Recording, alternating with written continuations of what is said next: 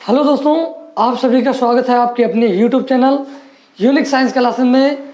आज का जो हमारा वीडियो दोस्तों वो बहुत ही इम्पॉर्टेंट है। इस वीडियो में हम आप लोगों को दोस्तों केमिस्ट्री के बेसिक के बारे में बताएंगे कि केमिस्ट्री की बेसिक कहाँ से स्टार्ट होती है। तो केमिस्ट्री के बेसिक में आज हम पढ़ेंगे कि एलिमेंट क्या होता है, कंपाउंड क्या होता है और समस्थानिक या समभारिक क्या होता है। तो आइए सबसे पहले समझते हैं कि तत्व क्या होता है, एलिमेंट क्या है। पहला हमारा हेडिंग है जो वो है एलिमेंट। एलिमेंट इसका हिंदी होता है तत्व।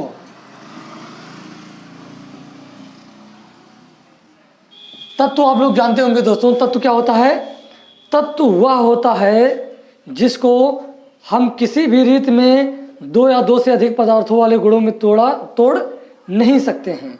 तत्व क्या होते हैं, तत्व वे होते हैं, वे पदार्थ होते हैं जिनको दो या दो से अधिक पदार्थों वाले गुणों में तोड़ा नहीं जा सकता है, तत्व कहलाते हैं। पीरियोडिक टेबल में आप लोगों ने देखा होगा जो सभी रखे हुए हैं, लगभग 118 तत्व हैं, तो उसमें वो सभी क्या हैं, तत्व हैं। आप लोग जानते हैं जैसे तत्व में मैं ले लूँ ऑक्सीजन, ऑक्सीजन लिखा है तो क्या ऑक्सीजन को तोड़ा जा सकता है? नहीं तोड़ा जा सकता है।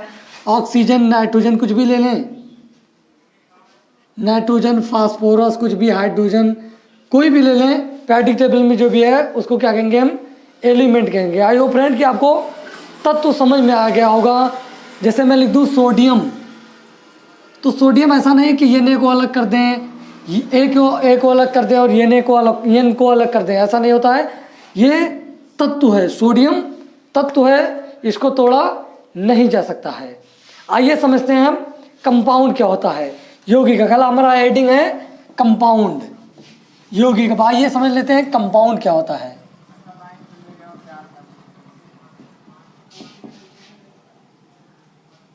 कंपाउंड, यौगिक,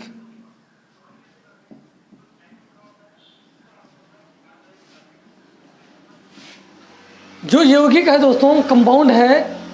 कंपाउंड हम किसे कहेंगे, दो या दो से अधिक तत्वों को, दो या दो से अधिक तत्वों के एक निश्चित अनुपात को हम क्या कहते हैं, यौगिक कहते हैं।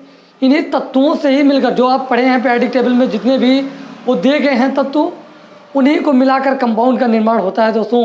तो कंपाउंड का डिफिनीशन की बात की जाए तो कंपाउंड का डिफिनीशन हम कैसे देंगे, दो या दो से अधिक तत्वों के एक निश्चित अनुपात को यौगिक कहते हैं। उसमें दो या दो से अधिक तत्व होगा तो क्या बन जाएगा, वो यौगिक बन जाएगा। जैसे मैं ले लेता हूँ हाइड्रोजन और H2 ले लूँ और ऑक्सीजन ले लूँ। अब इसमें दो या दो से अधिक दो तत्व हैं, एक हाइड्रोजन है और एक क्या है, ऑक्सीजन है। तो ये क्या है, इन्हीं तत्वों से ही मिलकर तो बना है। अभी मैंने बताया आपको कि ऑक्सीजन क्या होता है, तत्व होता है, हाइड्रोजन क्या होता है, तत्व होता है। तो इस वाटर मॉलिक्यूल में H2O में इसमें दो हाइड्रोजन है और एक क्या है, ऑक्सीजन है, तो ये क्या है, तत्व है। जैसे और भी कोई एग्जांपल ले लें, NaOH, सोडियम है और इसमें क्या है, ऑक्सीजन है और हाइड्रोजन है, तो ये क्या है, यौगिक है। मैंने क्या बताया, यौगिक वह होता है जो दो या दो से अधिक तत्वों के निश्चित अनुपात से बना होता है।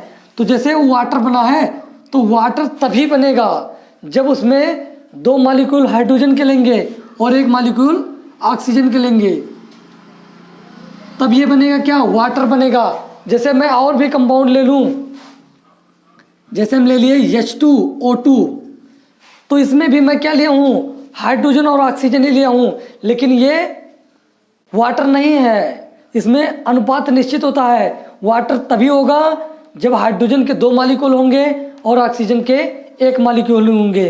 अभी यहाँ हाइड्रोजन और ऑक्सीजन है, लेकिन हाइड्रोजन के दो मॉलिक्यूल हैं और ऑक्सीजन के भी दो मॉलिक्यूल हैं, तो अलग कंपाउंड बन जाएगा। इसका नाम हो जाएगा हाइड्रोजन पेरोक्साइड। इसका नाम क्या होगा, हाइड्रोजन पेरोक्साइड।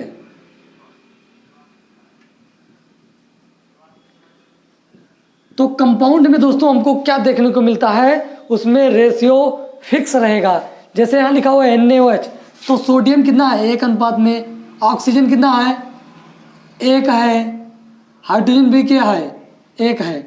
तो सोडियम हाइड्रोक्साइड तभी बनेगा जब उसमें सोडियम का एक मालिक्यूल लेंगे, ऑक्सीजन का एक मालिक्यूल लेंगे और हाइड्रोजन का एक मालिक्यूल लेंगे, तभी ये क्या बनेगा, सोडियम हाइड्रोक्साइड बनेगा। जैसे मैं लिख दूं कंपाउंड H2SO4, तो ये भी क्या है, यौगिक है, लेकिन ये भी क्या है, एक निश्चित अनुपात से बना है। इसमें हाइड्रोजन का अनुपात कितना है, 2, सल्फर का 1 सल्फर है और ऑक्सीजन कितना 4 है। तो सल्फ्यूरिक एसिड तभी बनेगा जब उसमें 2 मालिक्यूल हाइड्रोजन के लेंगे, 1 मालिक्यूल सल्फर के लेंगे और 4 मालिक्यूल ऑक्सीजन के लेंगे, तभी हमारा सल्फ्यूरिक एसिड बनेगा। इसका नाम क्या है, सल्फ्यूरिक अम्ल।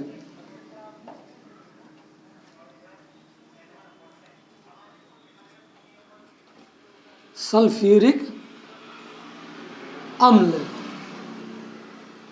कोई भी कंपाउंड हो, कोई भी कंपाउंड, अभी मैंने कंपाउंड का डिफिनेशन क्या बताया, 2 या 2 से अधिक तत्वों के एक निश्चित अनुपात से ही कंपाउंड का निर्माण होता है। तो सभी जितने भी कंपाउंड लिखेंगे उसमें रेशियो क्या रहेगा, फिक्स रहेगा। उसी कंपाउंड से अलग तत्व भी बन जाते हैं।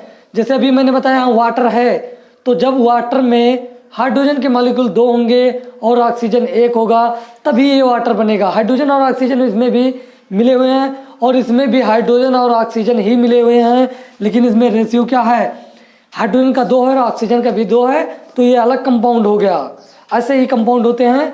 आई होप फ्रेंड कि आपको यौगिक समझ में आया होगा। अब आइए समझते हैं कि समभारिक क्या होता है और समस्थानिक क्या होता है। इसको मिटा रहे हैं तब तक। अब आइए दोस्तों समझते हैं कि समस्थानिक क्या होता है, आइसोटोप्स।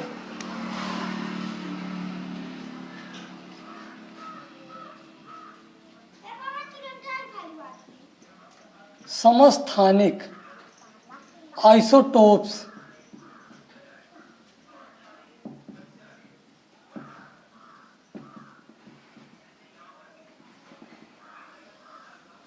आइए समझ लेते हैं कि समस्थानिक आइसोटोप्स क्या होता है। समस्थानिक क्या होता है दोस्तों, समस्थानिक ऐसा हो, मतलब ऐसा डिफाइन करेंगे इसको। समस्थानिक वे होते हैं जिनके परमाणु क्रमांक समान होते हैं परंतु परमाणु भार भिन्न भिन्न होते हैं। ऐसे तत्व को क्या कहते हैं, समस्थानिक कहते हैं। ऐसे या पदार्थ को क्या कहते हैं, समस्थानिक कहते हैं। उसमें आपको क्या देखने को मिलेगा, उसका परमाणु क्रमांक है, एटॉमिक नंबर क्या होगा, समान होगा, परंतु परमाणु भार क्या होगा, भिन्न भिन्न होगा, तो उसको हम क्या कहेंगे, समस्थानिक कहेंगे। पहले आप ये जान लीजिए कि समस्थानिक मतलब का क्या परमाणु क्रमांक होता है, क्या परमाणु भार होता है। जैसे मैं लिख दूं कोई एक तत्व सोडियम, तो सोडियम का परमाणु क्रमांक कितना होता है दोस्तों, सोडियम का परमाणु क्रमांक 11 होता है और परमाणु भार कितना होता है, 23 होता है। तो परमाणु क्रमांक किसी तत्व के नीचे लिखा जाता है और परमाणु भार कहाँ लिखा जाता है, ऊपर लिखा जाता है। इसको कहते हैं परमाणु भार, परमाणु भार, या इसको अंग्रेजी में क्या कहते हैं दोस्तों, एटॉमिक वेट कहते हैं।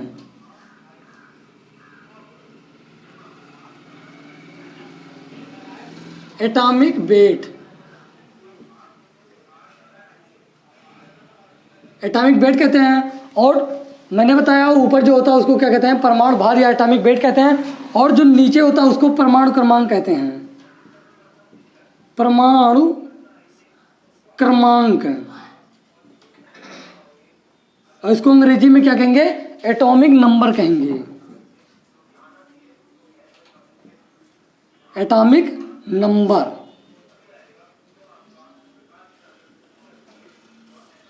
तो परमाणु क्रमांक क्या होता है, नीचे लिखा जाता है और परमाणु भार कहाँ लिखा जाता है, ऊपर लिखा जाता है। मैंने आप लोगों को समस्थानिक का डिफिनेशन क्या बताया, ऐसे पदार्थ जिनके परमाणु क्रमांक क्या हो, समान हो, परंतु परमाणु भार भिन्न भिन्न हो, उसको हम क्या कहेंगे, समस्थानिक कहेंगे। जैसे एग्जाम्पल के लिए देख लेते हैं, H11 H12 H13। तो इसमें आपको क्या दोस्तों देखने को मिल रहा है, परमाणु क्रमांक नीचे लिखा जाता, अभी मैंने बताया। तो परमाणु क्रमांक सभी में क्या है, समान है। इसका भी परमाणु क्रमांक 1, इसका भी 1 और इसका भी 1, लेकिन ऊपर क्या लिखा जाता है, परमाणु भार। तो ऊपर परमाणु भार क्या है, अलग अलग है। तो ऐसे पदार्थ क्या कहलाएंगे, समस्थानिक कहलाएंगे। अब इसका जो नाम है, इसका नाम है प्रोटियम। इसको कहते हैं प्रोट्रियम। इसका नाम है प्रोट्रियम और इसका नाम है ड्यूटीरियम।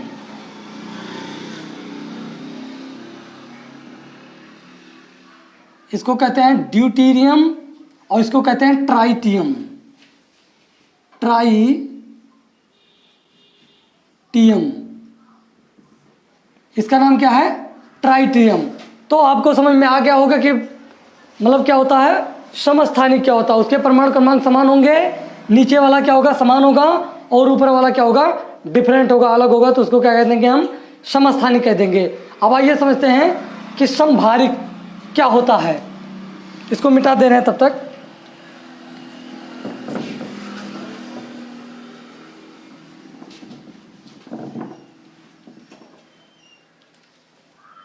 समभारिक,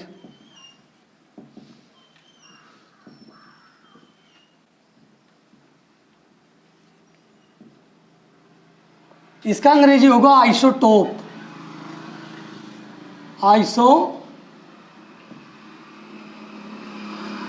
नाम से ही दोस्तों इसका डेफिनेशन क्लियर है। समभारिक, समभारिक नाम से ही क्लियर है कि उसका भार क्या होगा? समान होगा। यदि इसको डिफाइन किया जाए तो इसको ऐसे डिफाइन करेंगे कि समभारिक क्या होता है? ऐसे पदार्थ जिनके परमाणु भार क्या हो? समान हो, परंतु परमाणु क्रमांक क्या हो? भिन्न भिन्न हो, उसको हम क्या कहेंगे? समभारिक कहेंगे। समस्थानिक में आपको क्या देखने को मिला था? उसमें परमाणु क्रमांक समान था और परमाणु भार क्या था? भिन्न था। लेकिन समभारिक में परमाणु भार समान रहेगा और परमाणु क्रमांक क्या होगा? भिन्न भिन्न होगा। आइए एग्जाम्पल के माध्यम से समझते हैं। जैसे एग्जाम्पल के लिए ले लेते हैं आर्गन। आर्गन 18, एटॉमिक वेट 40 और पोटेशियम 19, एटॉमिक वेट 40। कैल्शियम की बात करें, कैल्शियम का हो जाएगा कितना? 20, एटॉमिक वेट कितना होगा? 40 होगा। तो मैंने यहाँ लिखा हुआ है, नीचे जो रहता है क्या रहता है? उसको परमाणु क्रमांक, मतलब परमाणु क्रमांक कहते हैं। तो इसमें परमाणु क्रमांक क्या है दोस्तों? परमाणु क्रमांक अलग अलग है, परंतु परमाणु भार सभी के क्या हैं? समान हैं। तो ऐसे पदार्थ जिनके परमाणु भार क्या हो? समान हो, परंतु परमाणु क्रमांक क्या हो? नीचे वाले भिन्न भिन्न हो, तो उनको क्या कहेंगे? समभारिक कहेंगे। आई होप फ्रेंड कि आपको वीडियो अच्छा लगा होगा और जितनी भी टॉपिकें बताई गई होंगी निश्चित ही समझ में आया होगा। यदि वीडियो अच्छा लगे तो लाइक, शेयर एवं सब्सक्राइब जरूर कीजिए। मिलते हैं नेक्स्ट वीडियो में कुछ नए टॉपिक के साथ, इंपॉर्टेंट टॉपिक के साथ। तब तक के लिए धन्यवाद।